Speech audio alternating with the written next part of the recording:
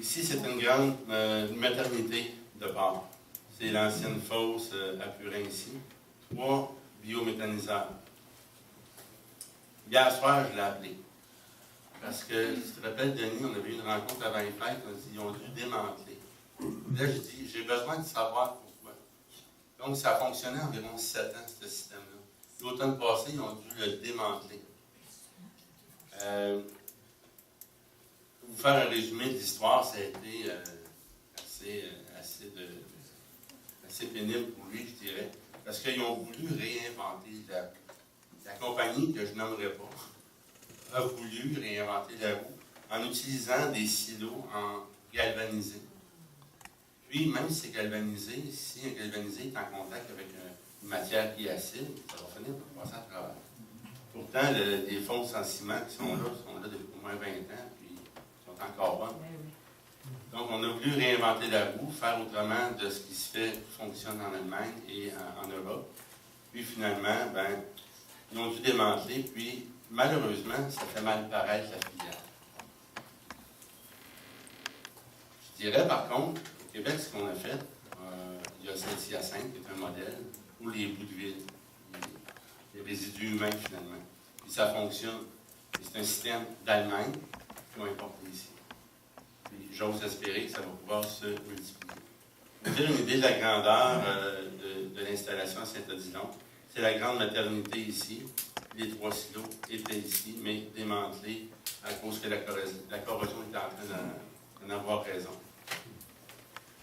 Dans les bonnes nouvelles, on a la fromagerie Blackburn ici au Québec, à Jonquière. Eux, l'idée, c'est qu'ils ont une grosse ferme laitière et il y avait le problème inverse de ce qu'on connaît au Québec normalement. Il y avait de la relève. Donc les enfants pouvaient prendre la relève de la ferme. Il y avait plus d'enfants que les 2 frères Blackburn. On a dit, ben là, on fait quoi? On va dire, on va partir d'une fromagerie.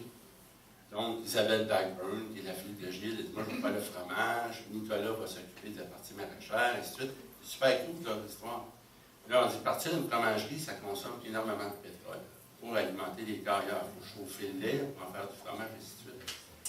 Les enfants sont arrivés au père et à l'oncle, on dit, on va faire de la biométhanisation avec le petit lait. Le petit lait du fromage, le résidu, qui normalement il payerait pour s'en départir. Ça ne peut pas de rejeter ça dans l'environnement, c'est correct. Mais il reste quand même des parties, de la protéine et des gras. Là, ils font de la biométhanisation dans ces réservoirs-là qui sont en nylon, donc la corrosion n'en aura pas raison, pour faire du gaz méthane et alimenter leur carrière pour faire le fromage. Donc, le système, il s'est payé en dedans de 4 ans, avec ce qu'il aurait dépensé en mazout. Ils ont un petit backup, ils ont une petite fournaise au mazout, en cas que, mais sont techniquement parlant, sont autonomes. Donc, c'est le processus de consommation circulaire qu'on voit ici. Ce qui se passe avec un exemple comme la biométhanisation, le moteur, c'est le soleil, les animaux, les effluents qui sont biométhanisés, qui devient un fertilisant pour les plantes. On fabrique du biogaz pour faire de l'électricité et de la chaleur. La combustion par générateur, donc, va rejeter du CO2 pour les plantes. C'est le processus de consommation circulaire ou énergie renouvelable. En passant, pour appeler ça énergie renouvelable, c'est qu'il faut que ce soit une énergie qui va se recréer plus rapidement qu'on la consomme. Ou sinon, une autre définition qu'on peut en faire, c'est une énergie qui va se renouveler à l'intérieur d'une vie humaine. Donc, quand on parle de gaz de schiste, pétrole, et ainsi de suite, on parle de millions, presque un demi-milliard d'années. Donc, c'est loin d'être renouvelable. En Suède, ce qui se fait ailleurs aussi. En Suède, ça pousse comme des champignons, Farden Gas. C'est des stations de gaz naturel comprimé. Un gaz naturel, c'est du biogaz qui provient des fermes, justement, en Allemagne. Pour alimenter, par exemple, des Volvo, d'autres voitures ici. La Volvo, tu as le choix là-bas. Tu peux l'avoir au diesel et ou au gaz naturel. Donc, en mettant le gaz naturel, ça fonctionne. Puis, s'il n'y a pas de station près, elle retourne sur le diesel tout seul. Ça, c'est bien rudimentaire qu'on pourrait voir, peut-être au Brésil, ou à Nakuru, comme tantôt. Là, Montréal, Québec, une seule.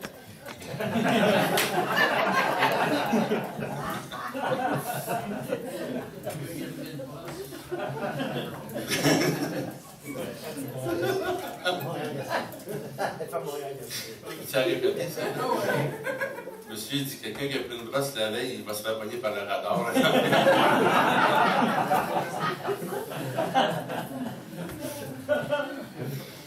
Donc, on a à se questionner pourquoi ça ne marche pas ici.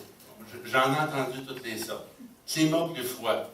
Mais l'exemple que je vous donnais à Grundy en Allemagne, c'est bien semblable parce qu'à la hauteur ici au Québec. On a des hivers comme nous autres. Le prix de l'électricité, ça, j'avoue que c'est souvent un frein pour le développement de ces énergies-là. Parce qu'on est un des endroits qui paie le moins cher l'électricité sur la planète. Et moi, ben ça, quand il y a une augmentation, on n'aime pas ça, mais en même temps, ça va peut-être nous aider à développer d'autres choses. La distance entre les fermes et les consommateurs de chaleur. Comme on a vu en Suède, ben, c'est pas ça qui les énerve. Ils compriment, ils l'emmènent dans les villes, puis c'est bien faisable. La recherche et le développement fait avorter la plupart des projets. Ça, c'est ce que j'ai personnellement vu au Québec. Puis justement, hier, avec le téléphone que j'ai eu avec M. Saint-Hilaire, il dit on a carrément servi de cobaye de quoi qui n'avait pas été fait ailleurs sur la planète. Puis là, on en fait depuis. Une question, Denis? Oui. L'électricité, là, il ne faut pas prétendre que c'est de l'énergie renouvelable. Parce que quand on fait des barrages, là, on contamine. Oui. Peu importe, ça, je dis la plus belle électricité, la plus belle énergie qu'il n'y a pas, c'est celle qu'on économise, qu'à ce moment-là, on n'a pas d'empreinte carbone. C'est pas parce qu'on dit renouvelable que ça n'a pas d'impact sur l'environnement. Denis soulève le point, un grand barrage électrique. Je suis allé visiter il y a quelques années, Manic 5. C'est immense, ce territoire qui a été inondé.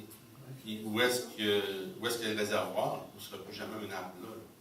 Puis, en plus, pendant des années de temps, il y a du méthane qui s'est dégagé là, parce que toute la matière végétale qui a été inondée, c'est biométhanisé. On ne s'en cachera pas. Le béton que ça a pris pour faire ça, ensuite le mercure que ça a dégagé, puis vous connaissez le dossier aussi, je pense. 15 minutes, c'est parfait, je suis dans les temps. On va squeezer ça. Les huiles végétales, juste pour en faire un petit survol. Les huiles végétales. Photosynthèse, ceux qui ont mis donc, c'était pour faire un rappel tantôt que les plantes vont stocker des huiles végétales dans leur graines. On recule encore de loin. Rodolphe Diesel, l'inventeur du moteur à combustion interne qui porte son nom. Moteur conçu pour rouler à l'huile végétale et non pas ce qu'on appelle le diesel. On a appelé ça le diesel parce que ça faisait fonctionner des moteurs diesel, mais anciennement, moi je me rappelle, j'étais gamin, ils disaient « Ça va être du jaune ou du rouge? » Vous rappelez ça, hein? Ben, le rouge, ben, c'était le diesel. Une copie de son brevet en Allemagne, qui date quand même du 28 février 1880.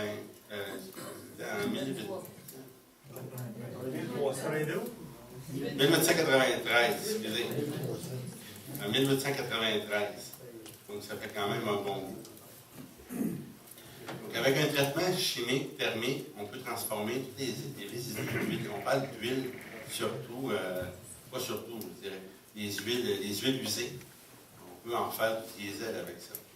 Donc, un traitement, c'est un processeur biodiesel. La recette est facile, c'est de l'huile végétale, 20% de méthanol, d'alcool de bois, 5,5 g de soude plastique par litre d'huile. On brasse ça là-dedans, on chauffe ça à une certaine température, on laisse décanter, ça sépare la glycérine du diesel, qui peut être utilisable directement dans un moteur diesel sans modification. Donc, scénario futuriste. Canola, 1 kg d'huile pour 1,6 hectare, 625 litres d'huile par hectare. Rapidement. Au Québec seulement, on a 1900 km d'autoroute, de terre pleine 20 mètres et accotement environ 6 mètres chaque côté, 32 mètres de large. 1900 km cultivables. On va mettre 80% cultivables maintenant. Et surtout que les autoroutes ont été, pour la majorité, construites sur des anciennes terres agricoles. Donc, on aurait un rendement d'environ 3 millions de litres d'huile par année si on plantait du canola partout autour de nos autoroutes. Une belle petite plante pas plus haute que ça, qui devient un bel amortisseur en cas de sortie de route. Puis on fabriquait du diesel. Il n'y aura pas de solution miracle, une solution miracle au pétrole, au gaz de schiste. C'est un ensemble de solutions. Aujourd'hui, on parle un peu d'énergie dans la biomasse. Donc, ce qui représente quand même 2464 voitures. Puis on doit entretenir ces bords de route-là quand même. On paie des gens pour les faucher, pour laisser ça au sol. C'est un exemple comme ça. Donc, la source près à la terre, l'eau et l'air, le processus de consommation circulaire. Donc, toujours le moteur, le soleil qui se fait ici en haut, la plante, la séparation mécanique, les effluents de ferme à travers de ça, ainsi de suite. Pour continuer, terminer avec les huiles végétales, il y a une sorte d'algue, je dirais comparable à celle qu'on peut voir dans les piscines quand l'eau tourne au vert, qui est la Cynodesmus dimorphus. Je n'ai pas trouvé, je l'ai pratiqué longtemps. Donc, c'est un petit peu ce qui ressemble au microscope, donc à 10 microns. 10 microns, c'est la petite barre qui est là. Donc, on peut dire qu'elle est là environ 20 microns de long. Donc, ces algues-là, un rendement possible de 25 kg d'huile par jour par 1000 mètres carrés. 1000 mètres carrés, c'est 300 pieds par 300 pieds, à peu près. Corrigez-moi si je me trompe. Mais c'est quand même 25 kg d'huile, donc d'environ une vingtaine de litres d'huile par jour pour cette superficie-là. Donc, un étang peut produire 7600 litres d'huile d'algues par année, si elle avait 1000 mètres. Donc, c'est une vue en coupe d'une cellule de cette algue-là. Donc, elle absorbe du CO2, elle a besoin du soleil. À l'intérieur, elle va transformer en biosynthèse des lipides, des sucres. Un exemple ici, ça c'est 24 heures de différence. Une journée, c'est de cette couleur-là, l'autre journée, c'est cette couleur-là. Ici, aux États-Unis, un procédé assez ingénieux, je dirais, dans des serres. C'est en circulation aussi avec des pompes qui laissent des algues voir le soleil quelques heures par jour, puis ça s'en va dans un grand réservoir fermé. Là, ils se reproduisent. Donc, processus d'énergie de consommation circulaire, l'énergie du soleil toujours, les algues, pour alimenter les voitures en biodiesel, et ainsi de suite. La protéine, les résidus, ça peut être utilisé en tourteau pour les animaux. Donc, il n'y a rien de jeté là. C'est dans l'eau futuriste. Bon, des endroits où est-ce que la désertification, il y en a du soleil, là. Donc, c'est des circuits d'eau fermés. C'est une image de synthèse. Ça n'existe pas. La combustion, en une minute, combustion, c'est une solution aujourd'hui que je dirais qui est appropriée de plus en plus ici au Québec parce qu'on a réinventé la combustion. L'humain, je dirais, aurait découvert le feu dans les 10 dernières années. De voir une cheminée et de la fumée qui sort à outrance, c'est comme aujourd'hui, c'est parce qu'il y a quelque chose qui ne va pas dans le système. La combustion est complète, puis c'est renouvelable. Ce qui devrait sortir de là, c'est seulement un peu de gaz carbonique, et le gaz carbonique qui va être absorbé par l'arbre. Donc, c'est renouvelable. À l'intérieur d'une vie humaine, si on dit un arbre de 40, 60 ans. Et des forêts, ça peut se cultiver. Des foyers de masse. Je vous invite à aller faire des recherches là-dessus. Des foyers de masse, combien c'est efficace. Un feu par jour, avec 6-7 cordes de bois par année, on peut chauffer une très grande maison. Puis, il n'y a pas de fumée au bout de la cheminée. C'est des feux vifs. Donc, processus d'énergie de consommation circulaire toujours. Puis, pour terminer, la pyrolyse, gasification par pyrolyse, pyro qui vient du mot feu, lise, dissociation, donc dissociation par le feu. Donc, c'est un peu ce qui se passe quand on veut une allumette brûlée. C'est ici que ça se passe. Il n'y a pas d'oxygène. Par oxydation de la flamme dans la chaleur, le bois se décompose de façon gazeuse. Ces gaz-là brûlent, c'est la flamme qu'on voit apparaître. Donc, je vais passer par-dessus quelques-unes. Bon, huile pyrolytique. clochard. L'huile pyrolytique, c'est la petite bouteille. Il y a des gens qui avaient vu ça tantôt à mon arrivée, qui est, dans le fond, c'est du bois liquide. On a vu comment est-ce qu'on enterre du bois de palette, de biomasse qu'on en jette à outrance. Vous voyez, vous rappelez les images du début. C'est, prenez de la biomasse, vous mettez ça dans un réservoir fermé, sans air, vous chauffez ça à 450 degrés Celsius, ça se transforme en vapeur, une espèce de fumée. On condense cette fumée-là, ça devient un liquide qui est très près du pétrole brut. Donc, avec un raffinement, on pourrait le raffiner dans une tour à distillation, puis faire le diesel, l'essence, le kérosène pour les avions, le gaz naturel. Je peux la laisser passer, mais je dirais, laissez-la fermer. Mais juste sentir le bouchon, ça va vous dire, puis ici, je n'ai pas le droit de le faire, il y a des détecteurs de fumée partout. Souvent, bon, un petit Q-tip en bois, on prend ça, ça allume comme du diesel finalement.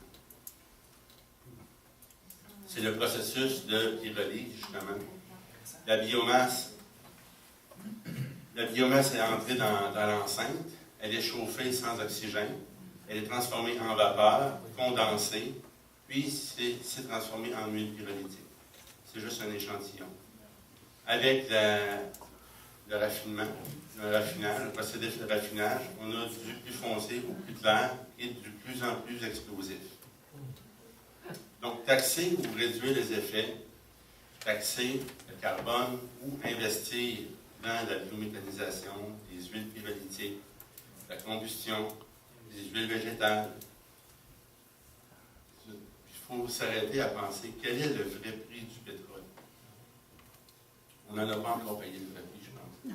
On voyait un exemple, les routes tantôt, c'est un prix économique. Mais le vrai prix du pétrole, quand on achète de l'essence, il y a des guerres en arrière de ça. On peut dire qu'il y a du sang là-dedans. On va toujours se rappeler. Les choix collectifs, exemple Anticosti, je vais terminer. Une proposition va terminer. Vraiment, terminer.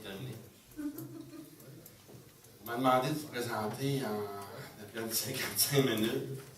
Je comprends qu'on est pressé dans le temps, ce qui dure normalement environ 3 heures. Donc, si on avait le temps, si on nous laissait le temps de mieux expliquer aux gens, parce que les gens doivent savoir, doivent connaître qu'il y a des alternatives, puis que c'est beaucoup plus payant, justement, aussi pour eux et collectivement. La proposition ici est avec le regroupement et la fondation. On peut donner des conférences organisées par vos comités locaux, mais que ça devienne aussi une activité de financement. On a tout payé là-dedans. L'exemple, tantôt, si on avait eu une pièce de l'heure en maths, ça aurait pris 3 ordinateurs. Donc, ça devient une activité de financement. Pour dire, un comité local organise une conférence sur les alternatives présentée par la Fondation. Puis on fait moitié-moitié. La moitié dans le pot du comité, puis l'autre moitié pour la Fondation. Nous, à travers tout ça, on travaille énormément à faire l'ouverture d'un centre d'interprétation des énergies renouvelables et du développement durable ici au Québec. On a visé Cap Santé, comme c'est là, à date, on a une offre d'achat de l'année sur un bâtiment. On n'a pas terminé le montage financier. J'avouerais que c'est pas facile quand on sort des idées comme ça. Lucie est en écriture, soit qu'elle est au travail, soit qu'elle écrit. Puis on se réveille le matin et elle dit « Hey Luc, j'ai pensé à ça. » Elle écrit. Puis on est en travail justement constant, je dirais, à travers nos emplois. Pour faire un centre d'interprétation d'énergie renouvelable et de développement durable qui concerne tout le monde, monsieur, madame, tout le monde. Pour expliquer aux gens ce que c'est, faire des volets thématiques à l'intérieur. C'est un bâtiment qui a 100 pieds par 100 pieds. Donc, c'est un peu la nouvelle du jour. Puis, on a cette proposition-là aussi à faire pour organiser des soirées que 3 heures, c'est peut-être un peu long, mais en 2 heures, on pourrait faire quelque chose qui, je pense, serait bien présentable. Alors, on va retenir